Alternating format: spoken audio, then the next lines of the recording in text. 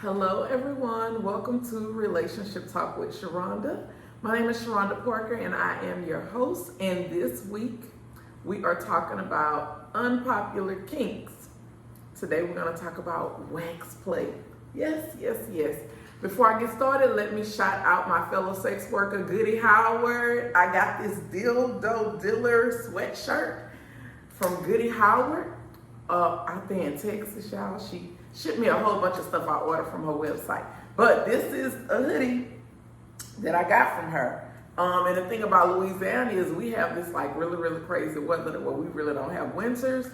And this morning it was in the 50s, which that's considered cold for us down here. I know other places 50s is nothing, but in Louisiana it means something. But like right now, I think it's like 75, 80. So I had the sweatshirt on because it was 50 earlier, but the temperatures changed so drastically. But because it was in the 50s, Goody, I got a chance to put on my hoodie, my sweatshirt. So, shout out to Goody Howard. I love supporting my fellow sex workers. But today's unpopular kink is wax play. All right. So I have some different candles. These are flavored, a pineapple one and a strawberry one. And then I also incorporated this book, the Sensual Massage Book for Beginners. That is going to be great as well. I'm super excited because I actually got to experience wax play at a play party recently. If you ever attend a play party, it is a great space to be able to try out new things that you probably never would have tried out. Like, for example, one time I went to a play party and the host basically turned herself into a conductor, meaning she had this electronic piece on her and her body became the conductor. So when we touched her, any part of her body, when we touched her, we got electrocuted.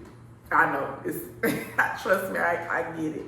But at play parties, you're able to actually play and explore different kinks or different ideas or levels of different things that you pretty much want to try to do. I've learned rope tying at play parties. I have not been suspended in the air yet, even though that is on my list. But I did get to experience wax play. Now, wax play is different than actually doing like an erotic massage. With these candles, you can actually do an erotic massage. I'm actually going to order some candles for the wax play that I want to do in the future. But there are some things that we need to know. There are some safety things that we need to know, right? First of all, let's make sure that we are using body-safe candles, okay? These are not going to be your Family Dollar candles. These are not going to be your Dollar Tree candles. These candles are going to be made specifically for the skin. Now, some of them turn into soy wax, which turns into like a massage oil. They have a lot of vitamin E in them. That's one type of candle. And then you have your traditional wax candle that's body safe. And that normally dries up kind of hard. Now that's the one that I want to do. Next thing, establishing a safe word. When I was at the play party, the one that the last one I attended, and I was telling y'all about it, my partner asked me what was my safe word, and I was like, oh my goodness, I never even put any thought into a safe word. But I was drinking a Port Taylor and rum punch, and I was mixing it together. Eventually, I came up with the word yellow for my safe word. So make sure you have a safe word. This safe word is not something that you would just, a term that you would use on a regular basis. This word is going to be a word that stands out. That, like, for example, I'm at a play party. Why would I just be saying the word yellow? So that is a perfect safe word because it's not a word that would be commonly used in a space like that. But the safe word lets the person know, okay, stop, slow down, like, check on me because it ain't looking good over here. That's what the safe word is for. So that they can actually check in with you and say, hey, do we need to stop? Do we need to not go as hard? Do we need to slow down? Do we need to do whatever? When you're dealing with this wax, sometimes it can get hot and sometimes they are dripping too close to the skin. So you have to say your safe word so that you can then communicate with them and say, hey, I need you to hold it up and let it drip from a higher place so it can kind of cool down before it touches my skin. Okay? Next, have a bucket of warm water next to you just in case there is a burn. We don't want to use cold water because then it will shock the skin. That will make the burn hurt worse. So we want to use warm water. So before you even start playing, make sure you have some warm water. Okay? Set up a safe area to play in. Stay far away from flammables. Okay? I don't know what kind of areas y'all may be in, but when I did the wax play, I was actually on a massage table. So that was like an area that was kind of free and clear. If you're using a candle with a glass container, use an electric candle warmer or make sure you blow out the flame first. Let me say this. A lot of times when you are using a candle with a wick, some portions of the wax are hotter than others. So this is a recommendation to use an actual electric candle warmer so that you can get the same temperature all the way throughout the candle once you warm it up, okay? Prep your surroundings for cleanup. You don't want anything around that you're gonna trip over or things that's hanging or feathers or floggers. You wanna make sure you move all of that stuff out the way, okay? Prep your body before cleanup. You wanna remove hair. If you know, for example, this is my natural hair, so I would have this pent up, pulled out the way, make sure it's not on my neck.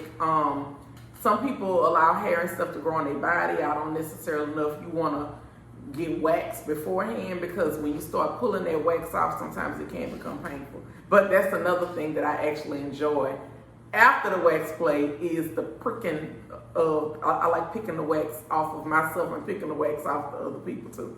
That's a lot of fun. Before you get started, let the candle burn for around 20 to 30 minutes and then test the wax on yourself first before you get started. So you want to make sure that this candle has burned for a while to accumulate a lot of wax. And then do you want to do a test on yourself first because if it's too high for you, then it's too high for them, okay?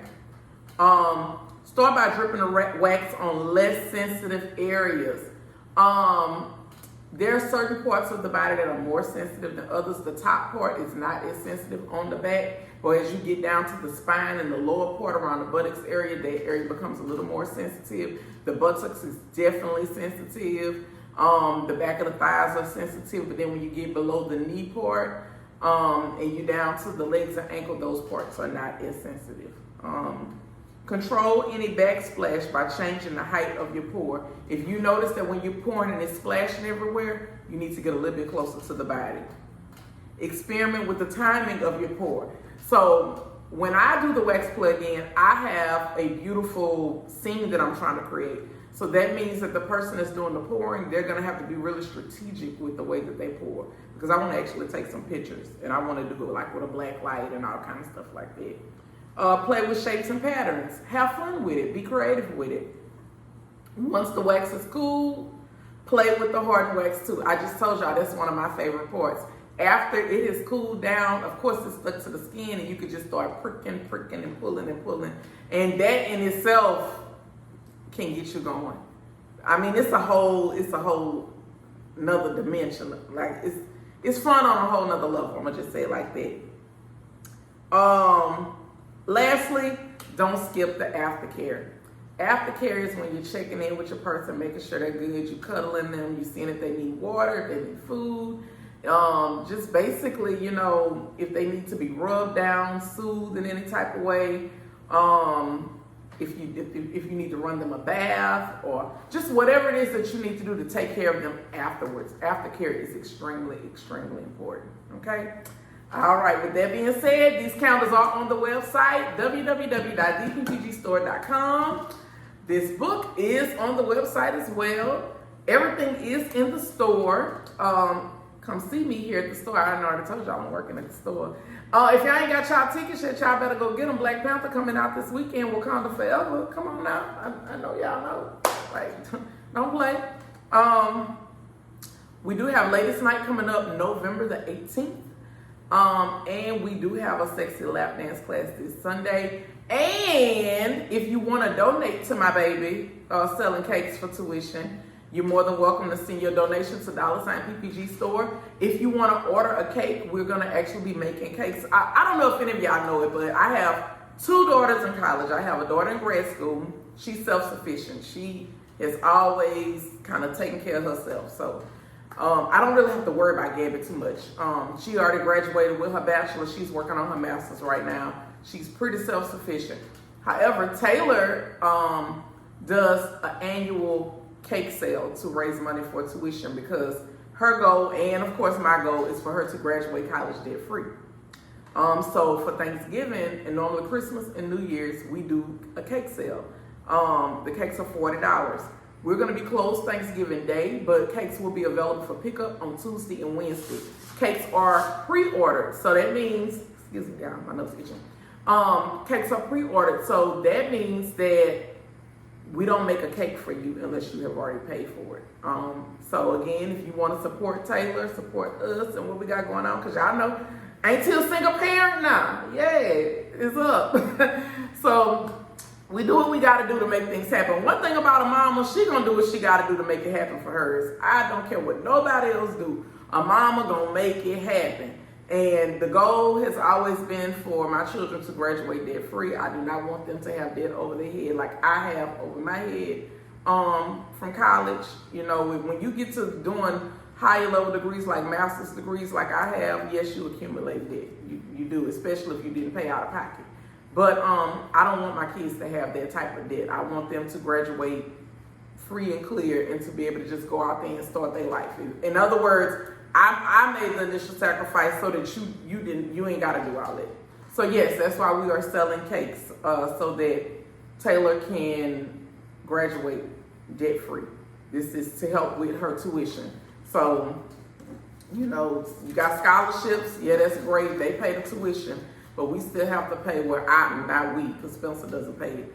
I have to pay the her housing, and I have to pay for her meal plan and all of the extra fees, fines, books, and everything else.